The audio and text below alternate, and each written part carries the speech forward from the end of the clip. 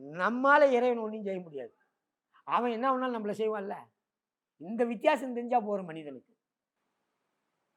இதுக்கு ஒரு ஒரு செய்தி வந்திருக்குது. எப்படி வருதுன்னா, இறைவன் கொடுப்பதை மனிதன் தடுக்க முடியாது.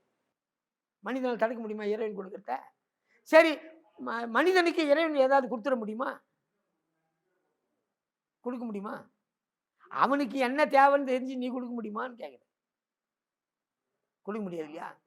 இத ஒருத்தரு அருமையா சொல்றாரு. மாணிக்கவாசகரும் சொல்றாரு அத. ஐயா, என்னால உனக்கு இதற்கு இளனோர் கைம்மாறு என்றார் திருவாசகத்துல. நீ எனக்கு தந்த, எனக்கு நான் அதுக்கு தகுதியே இல்லாதவன். நான் நாயினும் கடைப்பட்ட கீழ இருக்கிறவன். எனக்கு நீ உன்னுடைய திருவடியை தந்து, தீட்சை தந்து, என்னை எல்லாத்தையும் தந்து, உன்னுடைய கருணை எல்லாத்தையுமே எனக்கு நீ காட்டிட்ட.